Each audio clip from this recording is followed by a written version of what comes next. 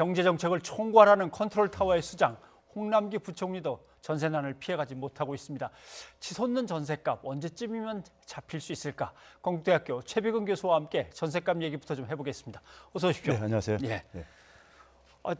경제부총리가 못 구하면 뭐 나머지 사람이야 볼 것도 없는 거 아닌가 하는 생각도 드는데 마용성이군요. 마포, 용산, 역시 성동 그쪽이니까 더 어렵긴 더 어렵겠죠.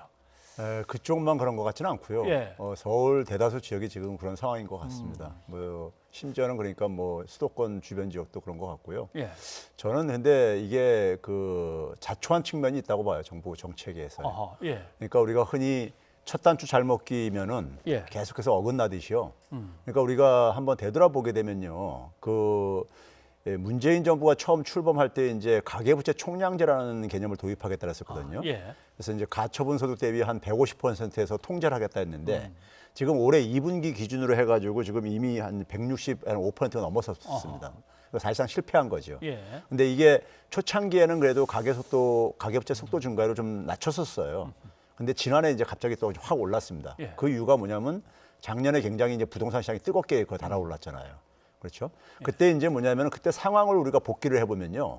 굉장히 금리도 낮았었고 유동성이 풍부한 상황이란 말이에요. 그러면 그 상황 속에서 정부가 어쨌든 간에 또 다주택자에 대한 개진 세제 혜택도 주고 이러다 보니까 그렇죠. 집값을 어쨌든 간에 인상시키는데 소위 부채질을 좀 한 측면이 있죠. 환경도 그런데다가요. 그럼 그런 상황 속에서 소위 말해서 이제 그러니까 집값이 오르다 보니까 원성이 높아지고 원성이 높아지다 보니까 뒤늦게 이제 계속해서 규제 조치를 나오면서 올해 이제 하반기 이제 7월달, 8월달에 이제 좀 이제 그나마 이제 센 이제 규제 조치가 좀 이제 나온 거잖아요. 세제 강화가요. 예. 나오면서 이제 그러니까 시장에 어쨌든 간에 이 거래는 굉장히 위축될 수밖에 없고요.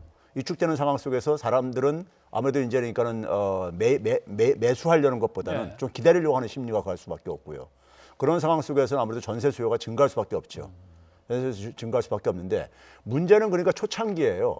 초창기에 그러니까 다주택자들을 그러니까 세제를 강화해가지고 다주택들이 집을 내놓게 하면서 동시에 뭐냐면은 소위 말해서 공공임대주택을 많이 같이 병행적으로 했어야 되는 거예요.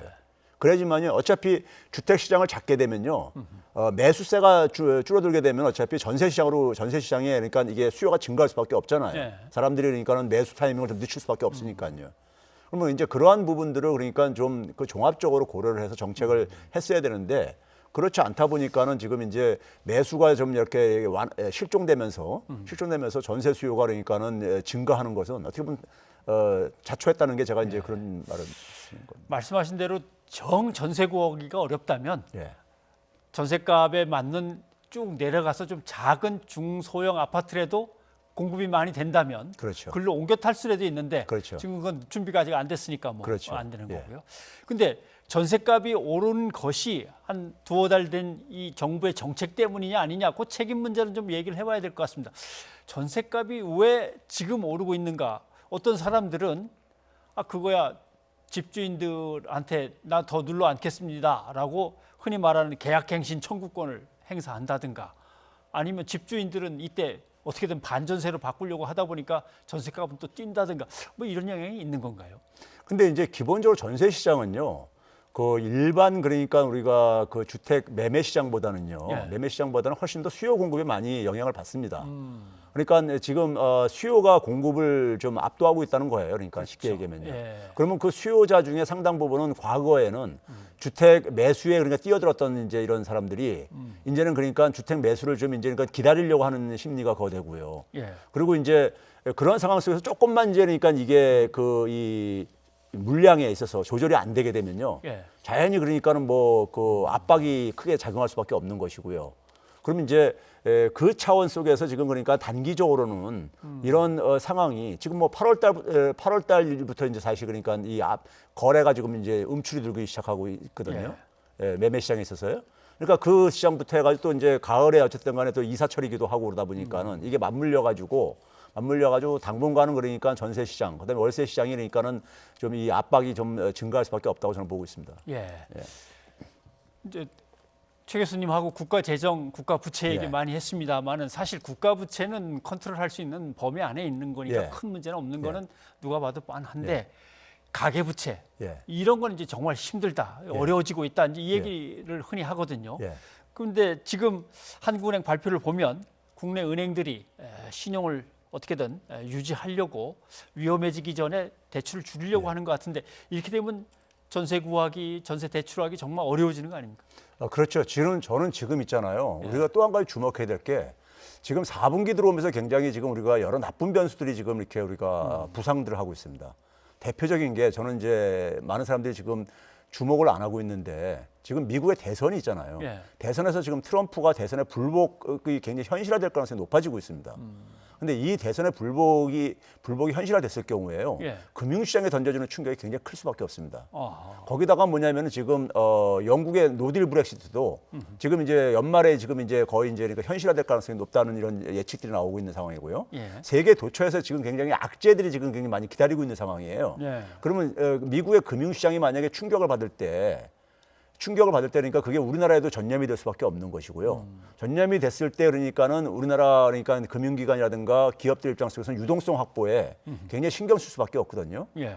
그래서 지금 뭐냐면 가게나 기업이나 하여간 뭐 금융기관들도 다 그러니까는 유동성 확보에 좀 그러니까 부동산 같은 경우는 아무래도 그러니까 현금화 시키기가 좀 힘들단 말이에요. 예. 예, 그랬을 때요. 그러니까는 이 그 부동산 시장이 굉장히 더 이제 그러니까 이게 그 좀 부담으로 작용할 수가 있어요. 예. 작용할 수 있을 때 그게 만약에 이제 그러니까는 그 현금화가 되기 힘들 경우에는 일부 가게들 같은 경우는 그게 가계부채하고 맞물려 있기 때문에요. 네. 가계부채를 상환하는데 굉장히 부담으로 작용할 수가 있고요. 그래서 지금 은행들도 그러니까는 사실 신용에 대해서 굉장히 그러니까는 지금 조정에 지금 들어가는 이유가 예. 저는 바로 그러한 이제 측면들을 고려하고 있다고 보고 있고요. 일부 대기업들 같은 경우 또 현금도 확보하려고도 지금 하고 있는 이유가 바로 거기에 있거든요. 그러면 그런 상황 속에서 지금 연말에 지금 가계부채 문제랑 부동산 문제가 네. 부동산 시장이 더군다나 연말과 내년 6월 달까지는 매물이 좀 더 많이 나올 가능성도 있거든요. 지금요. 예, 지금 임대차 그 임대 사업자 했던 사람들도 연말에 나올 물건들이 꽤 있고요. 그렇죠. 그리고 내년 6월 달까지는 그러니까 이제 세제가 이제 그러니까 다시 적용이 되고 있고요. 6월 달부터는요. 그러니까 그 기간 동안이 굉장히 안 좋은 악재가 지금 등장하는 이러한 시기와 맞물릴 가능성이 있다는 얘기죠. 예. 그러면 그랬을 경우에 상당히 부동산 시장이 만약에 우리가 침체되게 되면은 가계부채로 그것이 그러니까 가계부채 부담으로 전가될 수 있는데 이 부분에 대해서 별로 지금 당국에서 네. 별로 깊이 지금 고민을 안 하고 있는 것 같아요. 제가 볼 때는요. 초기에 혼란은 있지만 지나면서 안정이 될 거다 뭐 이런 식으로만 얘기를 하니까요. 그렇죠. 지금 그러니까 대선 불복이라는 것이 굉장히 큰 폭탄입니다. 굉장히 큰 폭탄인 거예요. 예. 미국 금융시장에 그러니까 굉장히 이게 부담으로 작용할 것이고요. 영국하고 미국이 세계 금융시장에 있어서 양대 축이거든요. 네. 근데 영국은 노딜 브렉시트가 또 좀 현실화될 가능성도 있고요. 그럼 이런 상황 속에서 금융시장의 충격이 되게 부동산 시장에 거의 그러니까 동조화로 움직입니다. 예. 지금까지 한 30년 동안에 보게 되면요. 그러면 그랬을 때 이제 저는 부동산 시장이 상당히 그 좀 지금 가능한 거래도 없어지는 이런 좀 줄어든 상황 속에서 예. 이걸 더 가속화시킬 수 있다는 얘기죠. 가속화시키게 되면 결국은 뭐냐면은 그 부동산을 현금화시키지 못하는 가게들 같은 경우는 예. 상당히 가계부채에 이제 그러니까 압박을 받을 수밖에 없는 것이고 그 가계부채가 부실화됐을 때 그 문제는 경제 전체에 영향을 미칠 수밖에 없다는 거죠. 네.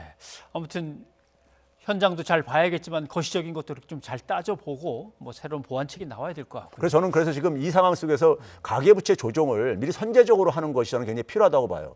미국도 그러니까 금융위기가 가계부채가 터진 거였었거든요. 예. 가계부채 금융위기 터지고 난 다음에 가계부채는 줄어들었는데 중앙정부 부채하고 그다음에 중앙은행 부채가 크게 증가했어요. 예. 근데 그걸 사후적으로 하지 말고 우리는 선제적으로 좀 가계부채 조정을 좀 하는 게 훨씬 더 비용이 적게 든다고 저는 생각합니다. 네, 알겠습니다. 최 교수님 고맙습니다. 네, 감사합니다.